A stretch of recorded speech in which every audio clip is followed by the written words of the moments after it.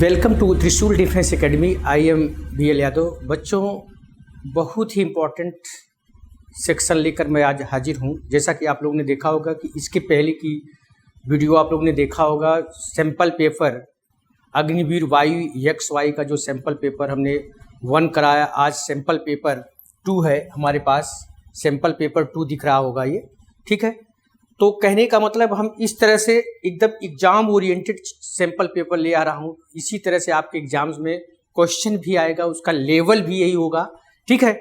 तो ध्यान रखिएगा बच्चों, यहाँ पर हम लोगों को क्या करना है कि जैसे जो मैं सैंपल पेपर करा रहा हूँ बच्चों, ध्यान रखिएगा, लेवल आपका इसी तरह का होगा। क्वेश्चन का जो क्राइटेरिया होगा वो भी इसी तरह का होगा, ठीक है। तो जिस तरह का मैं क्वेश्चन कराऊंगा इस तरह से चीज़ों पर आप फोकस करेंगे, ऐसे क्वेश्चन सॉल्व करेंगे, ठीक है। तो आइए हम लोग शुरुआत करते हैं। तो हमारे पास ये यहाँ से क्वेश्चन शुरू होता है। In each of the following questions choose the word opposite in meaning. Opposite का मतलब समझ गए होंगे, एंटानिम्स की बात की जा रही है। अपोजिट का मतलब यहाँ पर बच्चों किसकी बात की जा रही है? एंटानिम्स की बात की जा रही है। अपोजिट मतलब एंटानिम्स, ठीक है। अपोजिट का मतलब क्या है? यहाँ पर एंटानिम्स है। तो एग्जिबिट का मतलब होता है प्रदर्शित करना। एग्जिबिट का मतलब प्रदर्शित करना। तो कंसील का मतलब छुपाना, यानी ए ऑप्शन होगा। एग्जिबिट का मतलब दिखाना, प्रदर्शित करना। कंसील का मतलब होता है छिपाना। तो राइट आंसर ए होगा, ठीक है। क्वेश्चन नंबर 1 का जो अपोजिट होगा वो क्या होगा? कंसील होगा। क्या होगा? Conceal, right. इसके बाद फिर हम लोग आगे बढ़ते हैं। Question number 2, इरूडाइट। इरूडाइट का मतलब होता है विद्वान। इरूडाइट का मतलब होता है विद्वान या नॉलेजेबल पर्सन को हम कह सकते हैं इरूडाइट। तो यहाँ पर बच्चों ध्यान दीजिएगा, इरूडाइट का मतलब क्या होता है? विद्वान होता है, ठीक है। इरूडाइट विद्वान। तो यहाँ पर क्या होगा? इग्नोरेंट। इग्नोरेंट का मतलब क्या होगा? अज्ञानता, जिसको ज्ञान नहीं होता, इग्नोरेंट, अज्ञान। इसका मतलब ज्ञानी भी होता है, कह सकते हो कि ज्ञानी। तो ये क्या है? अज्ञानी। अज्ञानी जिसको कहा जाएगा, तो यही इसका अपोजिट होगा, राइट। ये अपोजिट था। इसके बाद हम लोग आते हैं 2 के बाद फिर हम लोग आते हैं क्वेश्चन नंबर 3 में। क्वेश्चन नंबर 3 क्या कह रहा है? In each of the following question out of the given alternative choose the one which best expresses the meaning of the given word. Best expresses का मतलब यहाँ पर क्या है? बेस्ट एक्सप्रेसेस का मतलब है यहाँ पर सिनोनिम से। बेस्ट एक्सप्रेसेस का मतलब यहाँ पर ये सिनोनिम्स पूछ रहा है। सिनोनिम्स। तो ट्रुनकेट का मतलब होता है कटौती करना। ट्रुनकेट का मतलब होता है कटौती करना। ट्रुनकेट का मतलब कटौती करना। तो क्या होगा? सी, कट ऑफ होगा। क्या होगा? Cut off. ट्रुनकेट का मतलब कटौती करना, तो क्या होगा? कट ऑफ होगा। ट्रुनकेट कटौती करना, तो क्या होगा इसका? क्योंकि बेस्ट एक्सप्रेसेस यानी सिनोनिम्स पूछ रहा है, तो क्या होगा इसका सिनोनिम्स? कट ऑफ, ठीक है। इसके बाद क्वेश्चन नंबर 4 क्या? होर्ड। होर्ड का मतलब इकट्ठा करना होता है। होर्ड का मतलब क्या होता है? इकट्ठा करना, ठीक है। होर्ड। अब यहां पर ध्यान दीजिएगा, ये बच्चों यहां पर चूंकि क्वेश्चन नंबर जो 1 और 2 था ये अपोजिट था। 1 और 2 हमारा अपोजिट था, और क्वेश्चन नंबर 3 और 4 ये सिनोनिम्स है। तो होर्ड का मतलब जमा करना, इकट्ठा करना, यानी स्टोर करना। C is the right answer. C is the right answer, ठीक है। C is the right answer. Clear है? इसके बाद फिर हम लोग आते हैं question number 5, he was so kind and generous. इसको, ये है जो हमारा अरेंजमेंट है, सेंटेंस अरेंजमेंट है। सेंटेंस अरेंजमेंट, सेंटेंस अरेंजमेंट जिसको हम आप PQRS भी कहते हैं, ठीक है। इसको अरेंज करके एक मीनिंगफुल सेंटेंस बनाना है। ये जो है आपके इस समय जो दिखाई दे रहा है ये वर्ड अरेंजमेंट है। मतलब वर्ड को अरेंज करके एक मीनिंगफुल सेंटेंस बनाना होगा। वर्ड को अरेंज करके एक मीनिंगफुल सेंटेंस बनाना होगा। तो क्या होगा? He was so kind and generous that. He was so kind and generous that. उसके बाद क्या होगा? He was so kind and generous that he not only यानी P, he not only help them himself, P S help them, but also made others do so, यानी P S R Q. तो B is the right answer. क्या होगा? P S R Q. B is the right answer. P S R Q, B is the right answer. He was so kind and generous that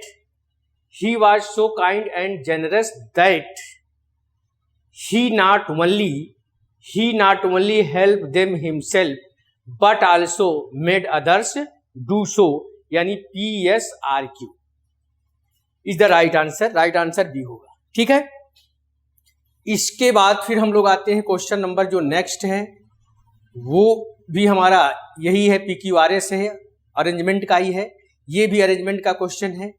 तो कहाँ से शुरू होगा? ए French women. ध्यान दीजिएगा बच्चों, इसमें अगर हु का प्रयोग हो जाए किसी में, PQRS में अगर हु आ जाए तो समझ जाइए कि इसके पहले कोई क्या है?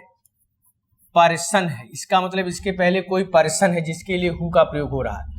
अगर विच आ जाए, क्या आ जाए? अगर विच आ जाए तो समझ जाइए कोई न कोई क्या है? थिंग है। अगर वेयर आ जाए, अगर क्या आ जाए? वेयर आ जाए, तो इसका मतलब कोई न कोई प्लेस है, कोई न कोई प्लेस है। ठीक है, तो क्या कह रहा है? ध्यान दीजिएगा। A French woman who had come to Calcutta, जो कलकत्ता से आई थी, यानी R. Who had come to Calcutta committed suicide, यानी आर के बाद कमिटेड सुसाइड। कैसे सुसाइड किया? By jumping from the first floor, यानी S, by jumping from the first floor balcony of the hotel where she was put up, जहां पर वह पड़ी हुई थी, यानी RPSQ, C is the right answer. ठीक है, तो इस तरह से इसको अरेंज करके एक मीनिंगफुल सेंटेंस बनाना होता है बच्चों। ध्यान दीजिएगा, ये अरेंजमेंट है लेकिन ये वर्ड अरेंजमेंट है। सेंटेंस अरेंजमेंट जो होता है वो जनरली आपके एग्जाम में नहीं पूछा जाता है, वो CDS वगैरह में पूछा जाता है। सेंटेंस अरेंजमेंट में क्या होता है बच्चों? सेंटेंस को अरेंज करके एक मीनिंगफुल पैराग्राफ बनाना होता है, लेकिन ये वर्ड अरेंजमेंट है। वर्ड अरेंजमेंट में क्या होता है? वर्ड को अरेंज करके एक मीनिंगफुल सेंटेंस बनाना होता है। राइट, यहां तक की बात समझ में आ गई। इसके बाद फिर हम लोग आगे बढ़ते हैं। 6 के बाद 7 क्या है? ये his mouth watered when he saw a bucket of grapes. Bucket of grapes नहीं बोला जाता है बच्चों, सी ऑप्शन गलत है, ये स्पॉटिंग एरर के क्वेश्चन है। अब बंच ऑफ बोला जाता है। क्या बोला जाता है? Bunch of grapes. ठीक है, इसके बाद 7 के बाद आते हैं हम लोग क्वेश्चन नंबर 8 में। क्या कह रहा है? My brother in law who lives in Bombay have come to stay with us. My brothers in law, brothers in law होगा, brothers in law, option A गलत है। ब्रदर्स इन लॉ का प्लूरल बनेगा तो ब्रदर में का प्लूरल बनाओगे, law का प्लूरल नहीं बनेगा, ब्रदर का बनेगा। ठीक है, चलिए, तो ब्रदर में यस लगाओगे आप, किसमें? ब्रदर्स में। लॉ में यस नहीं लगेगा। The blinds deserve our sympathy. Blinds, the blind होगा। दी ब्लाइंड का मतलब अंधे लोग, ये खुद ही प्लूरल कॉमन नाउन होता है। जैसे द रिच का मतलब धनी लोग, ये खुद ही प्लूरल कॉमन नाउन है। दी ब्लाइंड खुद ही क्या है? प्लूरल कॉमन नाउन है, इसलिए इसका प्लूरल नहीं बनेगा, ऑप्शन ए। ठीक है, 10 I am not wealthy so I can not afford to buy नहीं होगा, an expensive car. C option गलत है, एन एक्सपेंसिव कार। ठीक है, इसके बाद है क्वेश्चन नंबर 11। क्या है? The man can not live by bread alone. जब कोई जनरल बात बोली जाती है तो मैन और वोमेन के पहले हम आर्टिकल्स का प्रयोग नहीं करते हैं, यहाँ पर दी का प्रयोग नहीं होगा। जैसे लिखा रहता है मैन इज मॉर्टल, मैन इज मॉर्टल, तो यहाँ पर देखिए मैन के पहले हम आर्टिकल्स का प्रयोग नहीं करते हैं। बोलिए, मैन इज मॉर्टल, आदमी नश्वर है, इंसान नश्वर है, मैन इज मॉर्टल, आर्टिकल्स नहीं लगेगा, इसलिए यहाँ से दी का प्रयोग नहीं होगा। ऑप्शन ए गलत है। ठीक है, इसके बाद है fill in the blanks. The store house was infested. Infested का मतलब होता है किसी चीज से भरा हुआ। इन्फेस्टेड का मतलब किसी खराब चीज से भरा हुआ। जैसे कश्मीर आतंकवादियों से भरा हुआ है तो इन्फेस्टेड विथ हमेशा इन्फेस्टेड विथ लेता है, ध्यान दीजिएगा, इन्फेस्टेड विथ। और टीम्ड होता है एक, TEEMED। टीम्ड विथ का मतलब होता है किसी अच्छी चीज से भरा होना। टीम्ड विथ का मतलब किसी अच्छी चीज से भरा हुआ। इन्फेस्टेड विथ का मतलब किसी गलत चीज से भरा हुआ। ठीक है, जैसे यह कमरा चूहों से भरा हुआ है तो infested with. Please distribute these sweets among the children. बहुत सारे बच्चों के बीच कह रहा है तो among the children, among the children.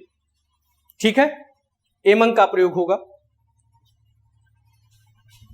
इसके बाद 13 के बाद फिर आ रहा 14। He insist on the option, he insist on living immediately. He insist on लेगा। ठीक है,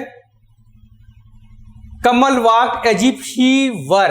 एज इफ, ध्यान दीजिएगा, इफ हो या आई विश हो या इवन इफ हो या वुड दैट हो। इसके बाद हमारा सब्जेक्ट चाहे कुछ भी हो, सब्जेक्ट हमारा कुछ भी हो, चाहे सिंगुलर हो चाहे प्लूरल हो, हमेशा हम वर का प्रयोग करेंगे। किसका प्रयोग करेंगे? वर। हमेशा हम वर का प्रयोग करते हैं, तो इसलिए क्या होगा? डी होगा, वर। ठीक, ये चीज कमल वाक एज इफ ही वर लेम, लेम। यहां से पैसिव वॉइस है, एक्टिव एंड पैसिव वॉइस। तो ये पैसिव वॉइस है, देखिए बीन लगा हुआ है, तो पैसिव वॉइस है, इसका हमको एक्टिव बनाना है। तो his pocket has been picked, यानी ऑप्शन डी होगा, someone has picked his pocket, someone has picked his pocket. ठीक है, इसके बाद फिर आते हैं हम लोग, आगे बढ़ते हैं। You must look into the matter, you must look into the matter. तो क्या होगा? दिस मैटर, बीन का प्रयोग इसमें नहीं होगा, इसलिए ऑप्शन नहीं हो पाएगा। दिस मैटर में बी, ये भी नहीं हो पाएगा। दिस मैटर शुड बी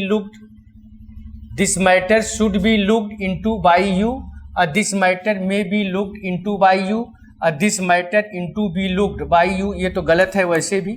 ठीक है, तो क्या होगा? Must, should, must, ought to एक ग्रुप में आते हैं, तो क्या होगा? This matter should be looked into by you. ठीक है, राइट आंसर सी होगा। ठीक है, राइट आंसर सी होगा। वैसे यहां मस्ट रहना चाहिए, लेकिन शुड भी चलेगा, कोई दिक्कत नहीं है। ठीक है, राइट आंसर आपका this matter should be looked into by you. ठीक, इसके बाद है क्वेश्चन नंबर 18। क्या है? My friend said to me, has your father return from Calcutta. My father said to me, नहीं सॉरी, माय फ्रेंड है, sorry, my friend said to me, has your father return from Calcutta. My friend said, तो my friend said to me तो asked होना चाहिए, इसलिए ये नहीं हो पाएगा। My friend asked me if my father had return from Calcutta, इसका चांस लग रहा है। माय फादर टोल्ड, ये होगा नहीं। My father inquired me if his father, अब यहां पर देखिए क्या होगा।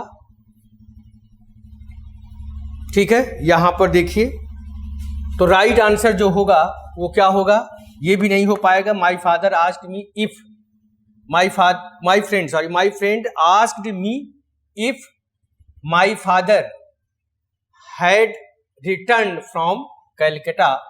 अब यहां पर योर, ठीक है, योर जो है यू का ग्रुप है, तो यू, माई, तो राइट आंसर आपका जो है बी होगा। B is the right answer, B is the right answer. ठीक है, ठीक है, क्योंकि हैज हैव, हैज हैड में बदल जाएगा।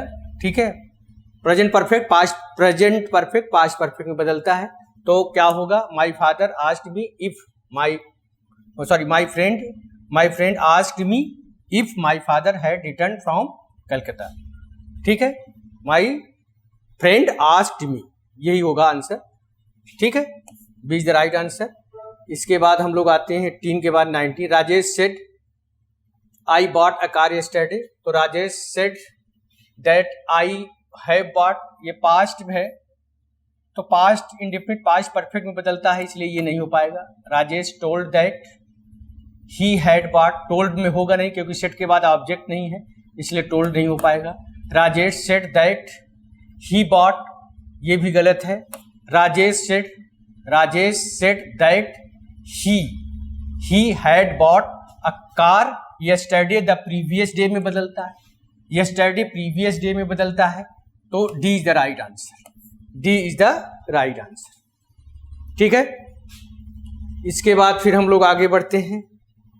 क्वेश्चन नंबर, ये इडियम्स एंड फ्रेजेस है बच्चों। A star in a tea cup, a star in a tea cup का मतलब होता है